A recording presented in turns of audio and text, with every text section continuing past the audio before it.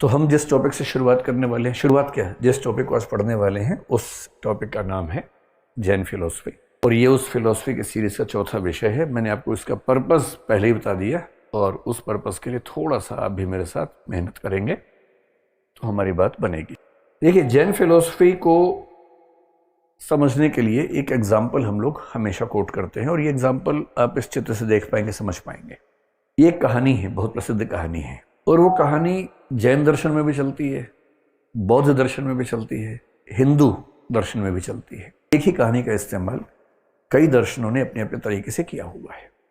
इस कहानी पर आने से पहले थोड़ा सा रेफरेंस हम ध्यान रखें कि जैन धर्म दुनिया के सबसे कम जनसंख्या वाले समुदायों वाला धर्म है। आपको आश्चर्य होगा कि हमारे देश की आबादी लगभग 140-50 करोड़ के बीच में है और जैन समुदाय के कुल आबादी अभी शायद 47 लाख के आसपास है। 44 लाख के आसपास 2011 में थी। 5% के आसपास वो एक डेकेड में बढ़ते हैं, जो कि सबसे कम दर है। भारत के सारे धर्मों की एक दशक में जो वृद्धि होती है, जैसे मुस्लिम समाज की पिछली बार 24% के आसपास थी, हिंदू समाज की 17% के आसपास थी, ईसाइयों की 15% के आसपास थी, सिखों की 8, बौद्धों की 6। सबसे कम एक दशक में जनसंख्या वृद्धि जिस समाज की होती है वो जैन है, 5% के आसपास होती है। तो मैं अनुमान कर रहा हूँ 2011 से 2024 के 13 साल मान भी लूँ तो भी उनकी आबादी 47 लाख के ऊपर तो नहीं हुई होगी। और दुनिया भर की आबादी है, केवल भारत की नहीं, पूरी दुनिया की आबादी है। इतनी सी आबादी वाला धर्म और वो भारत के सबसे अमीर लोग हैं। पढ़ाई लिखाई में वो भारत के सारे धर्मों की तुलना में आगे हैं। 95% के आसपास लिटरेसी 2011 में थी। 24 के बाद तो पता नहीं क्या हाल होगा, जब सेंसस होगा हमारा अगला, तब देखेंगे। तो एक बहुत ही यूनिक सा केस है। दुनिया के कुछ धर्म जो बहुत यूनिक केस स्टडीज हैं, उसमें एक यहूदी धर्म है, एक जैन धर्म है, जो संख्या में कम है और उन्होंने किसी न किसी क्षेत्र में बहुत सारे झंडे गाड़े हैं। कुछ तो वजह इसकी फिलॉसफी में होगी कि इसने ऐसा किया। शायद आपने एक आदमी का नाम सुना हो, मैक्स वेबर उसको कहते हैं। मैक्स वेबर एक बहुत प्रसिद्ध समाजशास्त्री हुए हैं। उन्होंने कई किताबें लिखी, जिसमें से एक किताब बड़ी प्रसिद्ध है, उसका नाम है the Protestant ethics and the rise of and the spirit of capitalism. इस किताब में उन्होंने एक बड़ी गहरी केस स्टडी की, दुनिया के 6 प्रसिद्ध धर्मों का अध्ययन किया, जिसमें हिंदू धर्म भी आता है, कैथोलिक आता है, प्रोटेस्टेंट आता है, यहूदी आता है, इस्लाम आता है। इन सब का अध्ययन किया और बताया कि किसी देश में पूंजीवाद आने का संबंध इस बात से कम है कि वहाँ रिसोर्सेज कितने हैं, जलवायु कैसी है। असली बात है कि वहाँ का धर्म क्या है, वहाँ का सोचने का तरीका क्या है। क्योंकि धर्म सिखाता है सोचने का तरीका, हम कैसे सोचते हैं, हमारे संस्कार कैसे हैं। और वो कहते हैं कि प्रोटेस्टेंट धर्म पश्चिम में आया तो पूंजीवाद पैदा हुआ, जबकि पश्चिम में पूंजीवाद पनपने की संभावनाएं कम थी। और उसने ये भी कहा कि भारत में पूंजीवाद के पनपने की संभावनाएं ज़्यादा थीं, किंतु हिंदू धर्म के अंदर वो स्कोप नहीं था कि पूंजीवाद पैदा हो। पर मेरे ख्याल से उसने भारत के जैन धर्म पे ध्यान नहीं दिया। अगर देता तो वो समझ पाता कि उन्हीं परिस्थितियों में कैसे एक छोटा सा समुदाय आर्थिक उद्यम के मामले में इतना आगे बढ़ सकता है। तो एक रोचक सा अध्ययन है। और मैं जो भूमिका बांधना चाह रहा हूँ वो ये है, जब भी किसी समुदाय का अतीत, वर्तमान, भविष्य समझना हो, उसकी नियति समझनी हो, वो कहाँ पहुँचा, कैसे पहुँचा समझना हो, उसकी फिलॉसफी को ध्यान से पढ़ लीजिए। और वो फिलॉसफी क्या होता है? सॉफ्टवेयर होता है हमारा। हार्डवेयर तो हमारी बॉडी है, हमारा सॉफ्टवेयर क्या है? जो हमारा सोचने का तरीका है। और धर्म आमतौर पर एक समुदाय के सोचने का तरीका बन जाता है। जैन ऐसा कैसे सोचते थे कि वो दुनिया के इस मुकाम पर पहुंचे, ये आज की पूरी बातचीत का सार निकलना चाहिए। उन्होंने ये कहानी क्यों इस्तेमाल की? ये कहानी कईयों ने इस्तेमाल की, जैन लोगों ने एक विशेष तरीके से इस्तेमाल की। वो कहते हैं कि जब भी आपको दुनिया को समझना हो, संसार को, अंतिम सत्य को समझना हो, बस इस चित्र को देख लीजिए। और ये चित्र क्या कहता है? ये चित्र कहता है कि एक हाथी आप सबको दिख रहा है और इस हाथी को जानने की कोशिश में 6 लोग कोशिश कर रहे हैं। ये 6 के 6 लोग कहानी के हिसाब से नेत्रहीन हैं, देख नहीं सकते हैं, पर इनकी इच्छा है जानने की। यहां नेत्रहीन एक मिथक, एक प्रतीक के रूप में है तो हम सब भी नेत्रहीन हैं। हमारे पास बस 2 आंखें हैं। हमको लगता है कि बहुत खतरनाक चीज़ हमारे पास है। सच बात तो है कि इन 2 आंखों से भी इतना कुछ दिखता नहीं है जितना हम सोचते हैं कि हम देख लेंगे। तो कहानी का प्रतीक ये है कि ये 6 लोग नेत्रहीन हैं, देख नहीं सकते हैं। जा रहे थे, इनके सामने एक हाथी आ गया। अब ये हाथी को समझना चाह रहे हैं। अब हाथी को आप समझ लीजिए कि एक कॉम्प्लेक्स रियलिटी है, जो वास्तविकता है बड़ी कॉम्प्लेक्स है, बहुत सिंपल नहीं है। दुनिया में मैं एक बात से हमेशा बात शुरू करता हूँ, आज भी कर रहा हूँ। आज तक एक भी दार्शनिक, एक भी धर्म, एक भी वैज्ञानिक अंतिम रूप से इस दुनिया को नहीं समझ सका है। और ये बात मैं बहुत खुल के आपसे कह रहा हूँ। जिसको भी दावा हो, क्लास के बाद बैठ जाइएगा, बात कर लेंगे। और मैं ये नहीं कह रहा कि मैंने समझ लिया है, मैं तो बिल्कुल नहीं समझा हूँ, पर मैंने सबको समझ लिया है कि वो कितना कितना समझे हैं। सबके तुक्के हैं, सबके अपने अपने अनुमान हैं। कुछ के तुक्के ज़्यादा वैज्ञानिक हैं, कुछ के तुक्के ज़्यादा तार्किक हैं, कुछ की सोच ज़्यादा शार्प है, ज़्यादा बारीक है, कुछ की सोच कम बारीक है। पर ये संसार इतना बड़ा रहस्य है कि आज तक दुनिया में कोई समझ नहीं पाया है।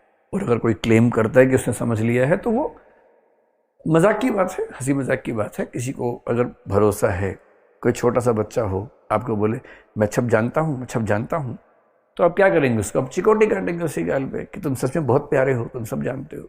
आपको पता है कि वो नहीं जानता है, पर उसे भरोसा है कि वो जानता है। यही स्थिति दुनिया में हम सब लोगों की है। हमको भरोसा है कि हम बहुत जानते हैं। हम लोग कुछ नहीं जानते हैं, बहुत ही कम जानते हैं। उसी में से थोड़ा सा हम पढ़ेंगे यहाँ पर। रियलिटी बहुत कॉम्प्लेक्स है, ये 6 लोग जानना चाह रहे हैं और इनके पास जानने की क्षमताएं कम है। हमारे पास भी बहुत कम क्षमताएं हैं जानने की, इनके पास तो दुर्भाग्य से 2 आंखें भी नहीं है। अब इनमें से एक ने पकड़ लिया इसका दांत। ये दांत को ही अंतिम सत्य मान रहा है। दांत देख तो नहीं पा रहा है। ये कह रहा है कि ये जो है सामने, ये भाला है, भाला, स्पीयर है, क्योंकि इसके हाथ में दांत आ गया। इसने दुनिया को दांत के माध्यम से भाला समझ के देखा। एक भाई सब पीछे घूम रहे थे, वो पूंछ लेके खड़े हुए हैं। ये कह रहे हैं दुनिया जो है रस्सी के समान है, the world is like a rope, क्योंकि उसके हाथ में हाथी की पूंछ आ गई है। इतनी सी बात है। जिसके हाथ में हाथी की सूंड है वो कह रहा है कि अरे भागो भागो भागो, अजगर आ गया है। उसको लग रहा है कि जो मेरे सामने चीज है वो अजगर है, पाइथन है, उससे डरने की जरूरत है। एक ने पकड़ लिया है कान। अगर आपने गांव की जिंदगी देखी तो हाथ वाले पंखे झला करते थे पहले, ये पंखे का साइज वैसा ही है।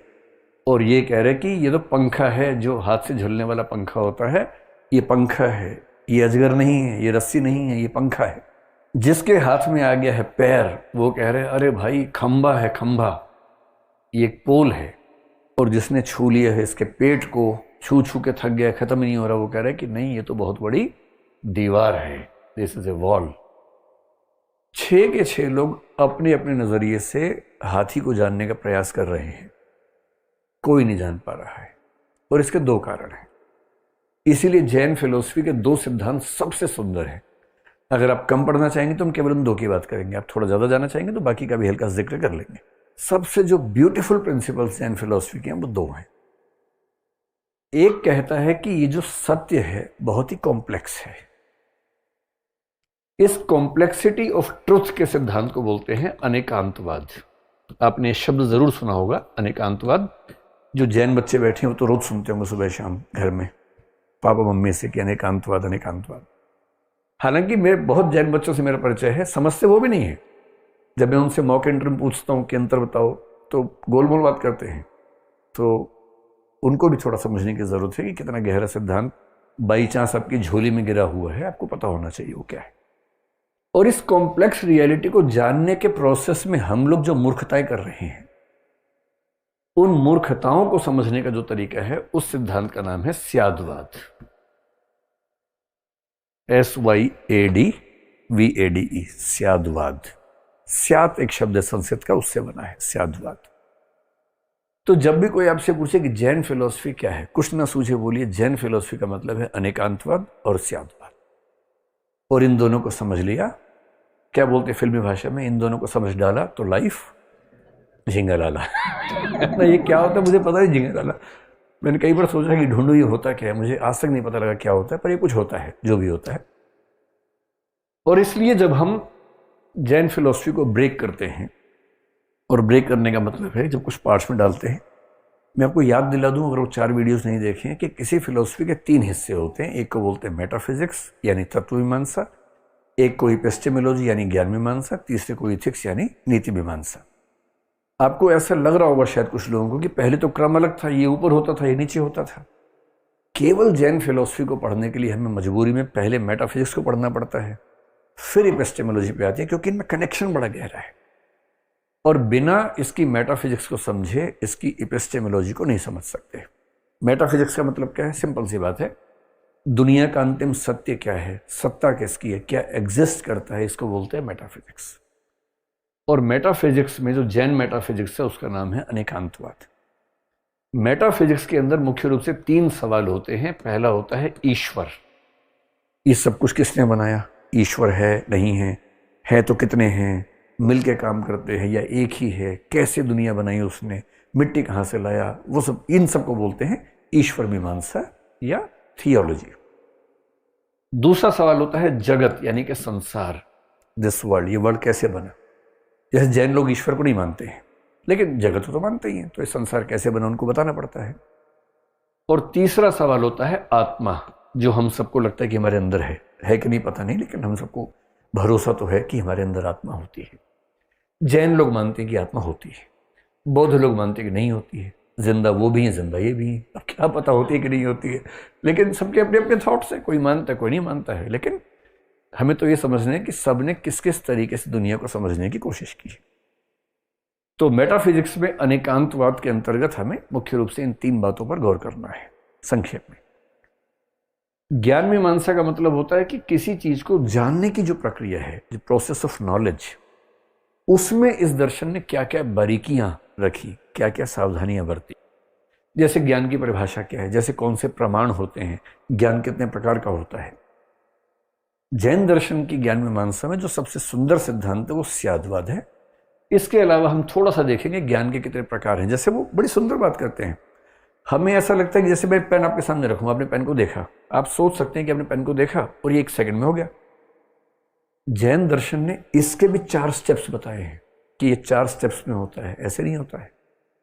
2 स्टेप्स तो कईयों ने बताए हैं, पश्चिम में कांट ने इसके 2 स्टेप्स बताए, कई लोगों ने 2 बताए, भारत में न्याय दर्शन ने 2 स्टेप्स बताए, लेकिन जैन दर्शन इसके 4 स्टेप्स बता रहा है कि किसी वस्तु को देखने का प्रोसेस भी इतना सिंपल नहीं है जितना हम समझते हैं, उसके भी 4 स्टेप्स होते हैं।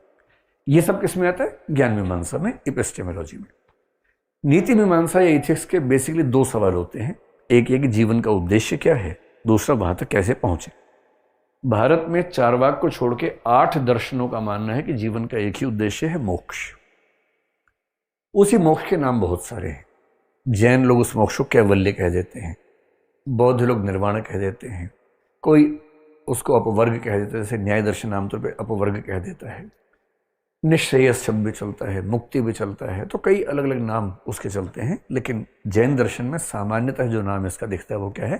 कैवल्य। आपने सुना भी होगा, केवल ज्ञान, केवली, ये सब शब्द सुने होंगे। तो कैवल्य, ये 3 चीजें हमें समझनी है मुख्य रूप से, अनेकांतवाद और स्याद्वाद। यहां तक आप सब ठीक है? नींद आ रही है जोर से आप लोगों को? अभी कैवल्य मिलने वाला थोड़ी देर में, तो कैवल्य में नींद नहीं आती है, उसके बाद तो नींद स्थायी रूप से उड़ जाती है, फिर कहे कि नींद। चलिए, हम मेटाफिजिक्स से बात शुरू कर रहे हैं। और मेटाफिजिक्स का सिंपल मतलब है अंतिम सत्य क्या है, ये दुनिया कैसे बनी, दुनिया क्या है, भगवान है कि नहीं है, आत्मा है कि नहीं है, इन सबको बोलते हैं मेटाफिजिक्स। मेटाफिजिक्स का सबसे बेसिक क्वेश्चन होता है कि रियलिटी को हम डिफाइन कैसे करें। बहुत पेच है इसमें, सारा खेल इस बात का कि आप रियलिटी को डिफाइन कैसे करते हैं। जैसे आपने सुना होगा, जैसे मैं एक व्यक्ति हूं, अब अगर कोई मुझसे पूछे कि भाई तुम व्यक्ति थोड़ा ना हो, ये शरीर तो मिथ्या है, ये तो मतलब खत्म हो जाएगा, जल जाएगा, जो तुम सच में हो वो तो आत्मा है। तो मैं अच्छा भला चल रहा था, किसी ने बताया कि तुम चल नहीं रहे हो, ये तो शरीर चल रहा है, पैर चल रहे हैं, तुम नहीं चल रहे हो। और मैं कंफ्यूज हो गया, सुबह तक तो मैं ही चल रहा था, अभी अचानक पता लगा मैं चल ही रहा हूं। तो किसी ने मुझे बताया, जैसे निर्वाण षटकम एक ग्रंथ बड़ा अच्छा है, उसको हम जिक्र करेंगे आगे चल के वेदांत को पढ़ते हुए। वो कहता है कि मैं कौन हूं, मैं ना तो अपना नाम हूं, ना मैं अपनी जाति हूं, ना अपना घर हूं, ना अपना हाथ हूं, ना पैर हूं, ना बुद्धि हूं, मैं तो वो आत्मा हूं जो मेरे भीतर है।